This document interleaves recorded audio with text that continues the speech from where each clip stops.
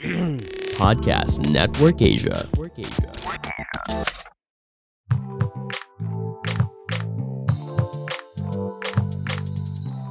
Hey guys, welcome back to Small Talk, small conversations with huge impact. My name is Alec Cuenca and I'm your host. And before anything else, I would like to welcome each and every one of you. Welcome back to the show. If this is your first time, then welcome. I hope you learn from this episode. I hope that you apply the different tricks and strategies that you will learn. And then you go ahead and check out the other amazing episodes that we have here on Small Talk because they have a lot of valuable insights that can change your life. And if you're an avid listener of the podcast, welcome back to the show. What is up? I hope you're having a great week. And if not, it's always a great time for you to bounce back and get back on your feet and start making meaningful work and start creating the life that you deserve. And so, for today's episode, we are going to talk about this is probably a continuation from the previous episode that we created or that I uploaded last week. And it's about motivation. Now, I said there in that episode, motivation is what propels you to take action. It's the start of your progress, right? What we're going to talk about today is what keeps you going. Let me say that again. Motivation is what gets you started, but what we're going to talk about today is what will keep you going. And that is momentum.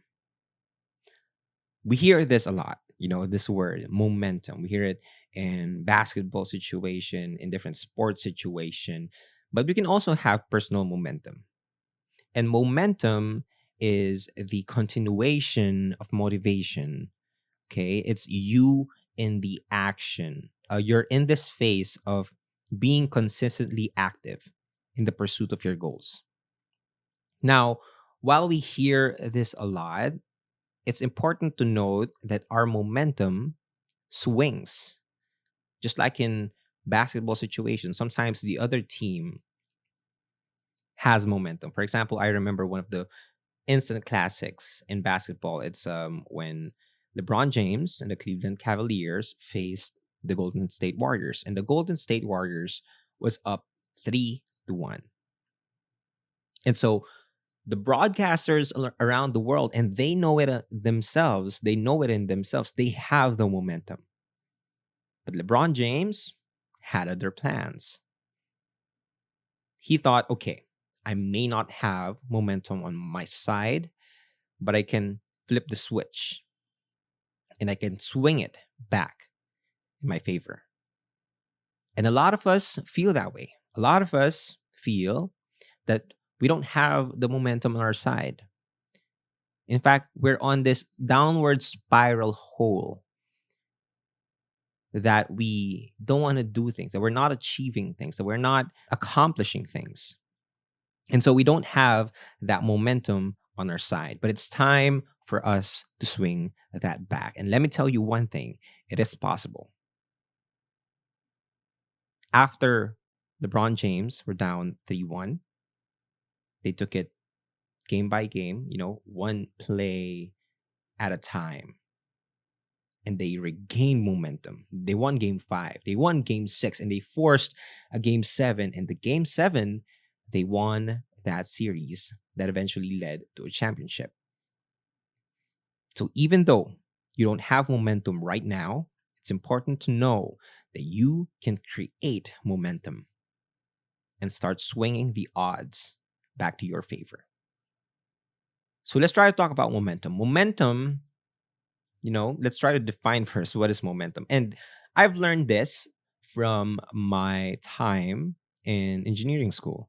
Momentum is basically product of our mass times our velocity. It feels weird, talking about equation, but momentum equals mass times velocity. So there are a lot of different factors when we want to talk about momentum. And so let's try to dissect that. So the first thing that we can see from momentum is the mass. The mass is us, the task at hand, the challenge before us, the problem that we need to solve. That's the mass. And the velocity is the power or the action that we take towards that thing that we're supposed to do, that creates the momentum. Okay, so there's two different factors when we want to learn more about when we're trying to dissect momentum. But there are two different things that we need to consider as well. First one is we need to understand that momentum is a vector. That means it has direction. We know that, right? We know that sometimes our momentum is going south. Sometimes we have momentum on our side, we're going north. Sometimes it's upwards, sometimes it's downwards. So it has direction. Okay, so it's important to note this as well because we need to understand that we could swing it or we could turn the direction to the other way. Okay, and the other factor about momentum is friction. Of course, it's not only us that totally dictates what happens. Most of the time, there are a lot of resistance in our way, and then there's we create that friction that hinders or slows us down. These are the unforeseen circumstances. These are the accidents. These are the certain scenarios that we didn't plan about, that we didn't plan for. And that creates that friction and that tries to hold us down. So these four elements are what creates that momentum. And so we can try to dissect which one do we need to adjust or to change. First is the mass. Can we change the heaviness of the situation or the task at hand? Can we try to break it down into smaller parts? Second is the velocity. Can we do more about it? Can we apply more force into it? Can we change our strategy and add more velocity in solving that problem? Second is direction. Are we sure that we are going in the direction that takes us back to having that momentum, that swings momentum back in our lives? And the second is friction. Are we doing our best to minimize the friction that we have in our lives? And so to dive deeper into that, or no, before we dive deeper into that, where I will share with you the different ways to create momentum, we got to understand that if we feel that we don't have momentum on our side, most of the time, what happens is we go into this feeling or into this habit of procrastination. Okay. Now, a lot of people are hating themselves because of their habit of procrastination. But I want you to understand this: procrastination is not really a bad thing. If you think about it, for example, you need to write a research paper, you need to finish a report, and you would procrastinate on doing that report or that research.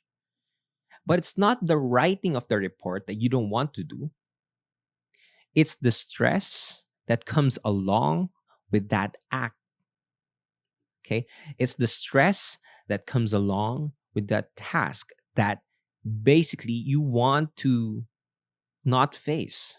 You're trying to avoid the stress, not the action of writing the research. It's the stress of where do I get my resources? What title should I put out? Is my grammar right? Is my spelling right? It's the stress that comes with that action that you're trying to avoid. It's not the action itself. So if we follow this logic, then that means that procrastination is basically a coping mechanism. It's nothing more than a coping mechanism because we want to stay away from that kind of stress as much as possible. So, if we understand this, we can say to ourselves, oh, so it's a human reaction to procrastinate, and that's okay. Okay? What we are avoiding isn't the task, but rather the stress that we are associating with that task.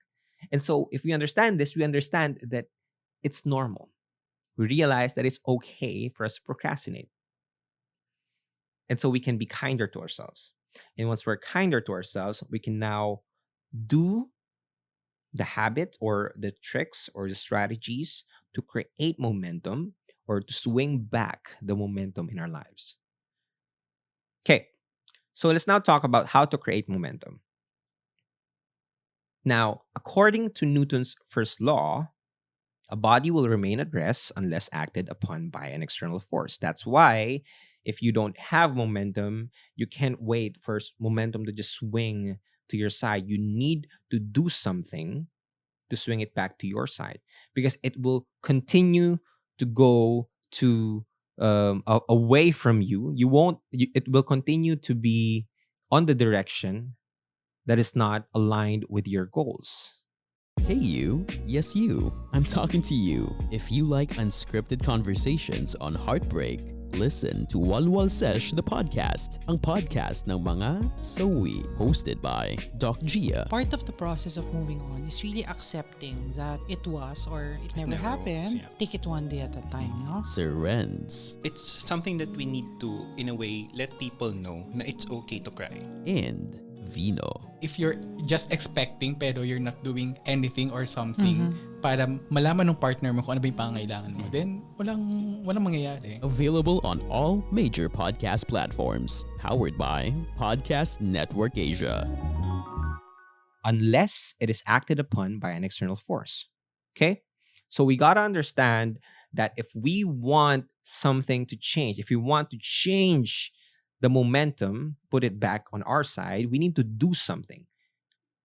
And I want you to understand this principle. It's called the do something principle. It's basically telling you that you should do something, anything that could propel you back or swing the momentum back to your favor.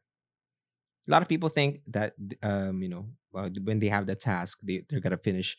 They gotta finish the report. They gotta finish the research. So it's kind of overwhelming, if they're gonna think about it. But research has proven that the most effective way to finish that task is to start doing it in its simplest terms. What I mean is to start doing anything about it. So if you're gonna write your research, then why not try just one phrase, one paragraph, one sentence, if you don't have anything about your research or report, just start with the title and the chapters. Start doing anything, because once you create that, it will build confidence inside of you and say, oh, I can do it. I can make it happen. Now I need to follow it up. For example, there's a lot of dishes in the sink. So what we'll do is we'll procrastinate. We'll just finish it later on. But chances are we're not gonna clean it, right? So what can help us is if we think that, okay, I'll just clean one plate. And once you find yourself cleaning that first plate, you'd say, okay, my hands are wet. I'll just, wash the utensils, wash another plate. And then you'll find yourself finishing the whole bundle of the unwashed plates, because you created that momentum. And so one helpful trick is to do something. Always remember that motivation and momentum and confidence comes after the action that is tied to it. So do something, the smallest and the simplest task. Another thing that can help you with your procrastination is the 5-second rule. The 5-second rule is basically a rule that was made famous by Mel Robbins. And the concept behind it is you gotta do the action before your brain gives you all the reasons why you don't need to do it, why you should put it on a later time. Okay? What it basically entails is that if you need to do something, if you want to do something, then just count down 5, 4, 3, 2, 1 and start doing it. Okay? Before your brain gives you all the reasoning why you shouldn't do it, if you feel like you need to do it and you feel like you want to do it, count down 5, 4, 3, 2, 1 and then go do it. So for example, when you wake up and you're thinking, once you wake up, you might think of hitting that snooze button and you might feel unmotivated to wake up and do the things that you need to do. Do this simple exercise. Count 5, 4, 3, 2, 1 and wake up. And, stand up and start your routine, start your ritual. And you'll find that it doesn't need to be a burden if it comes before the 5 seconds. But if you wait until your brain gives you all the signals on why you shouldn't do it, it will become a burden. So the next time you find yourself, whether you should do it or not do it, count 5, 4, 3, 2, 1, and start doing it. The risks of not doing it outweighs the risk of doing it, of making it happen, of seeing it become a reality. Now, I've also applied, and this you can apply this in different areas of your life. So, for example, I applied this. I was out with my friends at a bar, and then I really wanted to ask this girl's number or this girl's Instagram, and so I said to myself, okay, maybe I'll ask her later. And then a few minutes have passed. The girl that I was about to ask, she was gone. Apparently, she went out with her friends and she was heading out. And so I said to myself, well, I lost my chance. I start giving, the justifications why I didn't do that. But the fact is, I was just lazy. I was procrastinating and I was scared. That's the truth. Scared of rejection, scared of everything. Because I knew the risks. I was given by my brain the different reasons why I shouldn't do it. You might get rejected. You might not like her. But it's not about getting that number. It's not about getting her Instagram. It's about building that habit that if you feel like you want to do something, when you feel like it's going to put you out of your comfort zone and you will grow from that experience, you got to do it. You got to do the hard things, right? So a few minutes later, this girl comes back and I said to myself, 5, 4, 3, 2, 1. And I stood up and I came to her and I asked her a number. I asked her Instagram. And then she gave it to me. And I was so, so happy. I was so surprised because I wouldn't be able to ask this girl out if I waited before my brain starts to give me all the reasons why I shouldn't do it. So you can apply this in different areas in your life, okay? Do something, anything, the simplest things, and the 5-second rule. Count 5, 4, 3, 2, 1, and start doing it. Now, let's try to talk about 3 ways for you to sustain the momentum that you have. Once you get motivated, if you're still not motivated, if you're still not in the action of doing it, then go ahead and listen to my other podcast last week or last episode, and then continue with these tricks.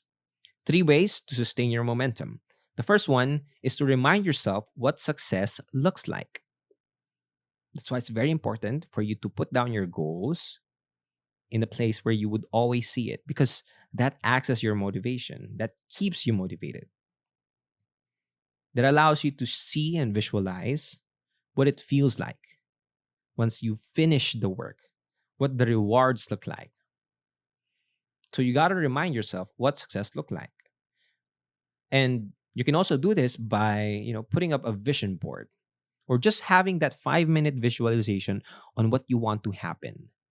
Every single day when you wake up, add this to your morning routine. Wake up, you visualize. At the end of the year, what do I want to see? Who do I want to spend time with? What are the things that I have? What are the things that I have accomplished? Do this every single day, and that will align you in the direction that you can have more motivation. Therefore, it can help you have more momentum. Okay?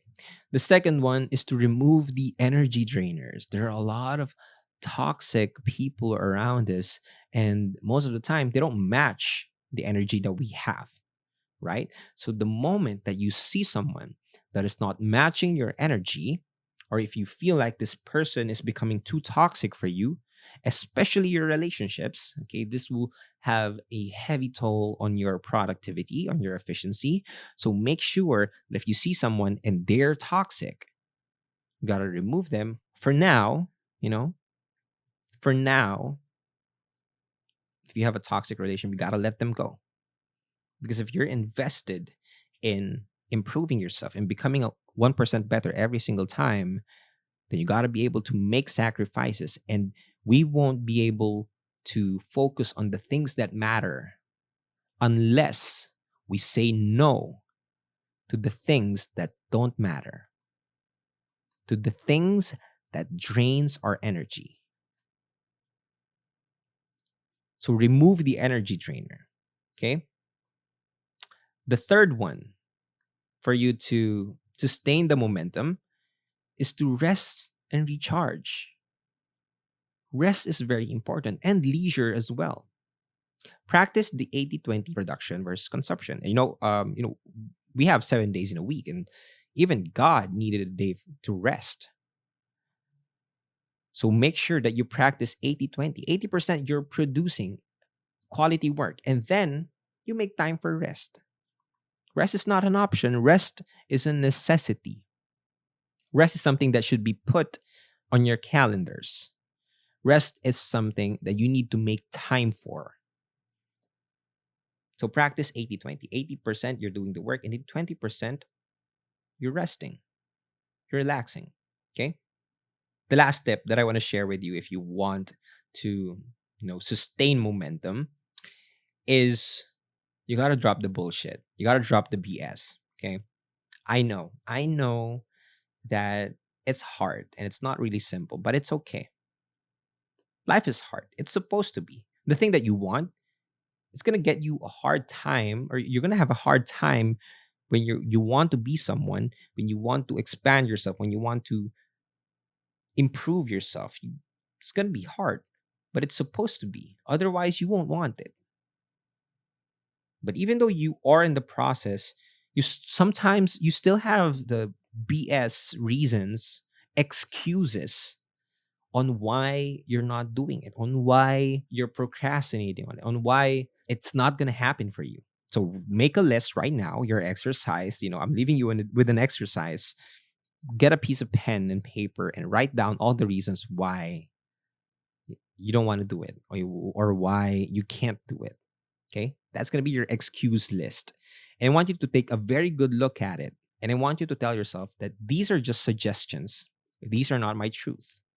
And you're going to drop every single one of it. It's not going to come out of your mouth anymore. It's not going to be, every time that suggestion or that thought comes up, you say to yourself, that's BS. I don't want to believe that. And I'm going to drop it. And you start going to do it. Count down 5, 4, 3, 2, 1. You're going to do something about it. And you're going to retain the momentum that you have on your side.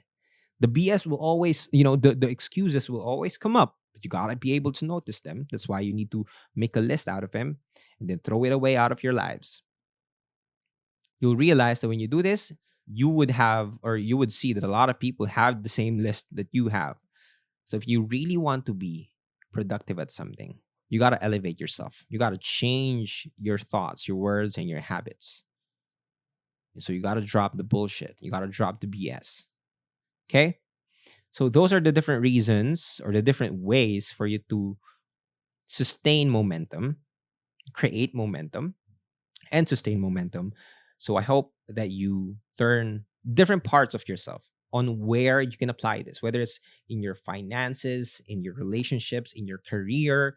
Find different ways that you could use these tips for you to have the life that you want to have.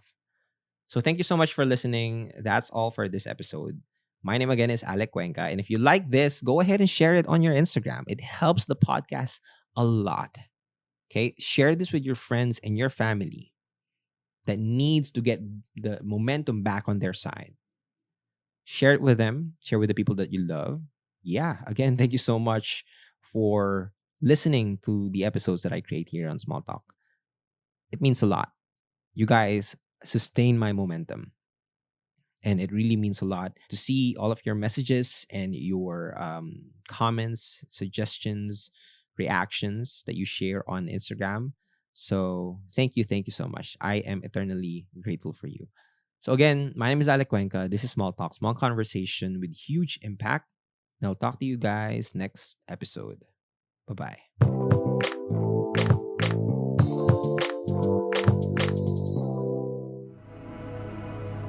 The views and opinions expressed by the podcast creators, hosts, and guests do not necessarily reflect the official policy and position of Podcast Network Asia, the hosts of the program, or other programs of the network.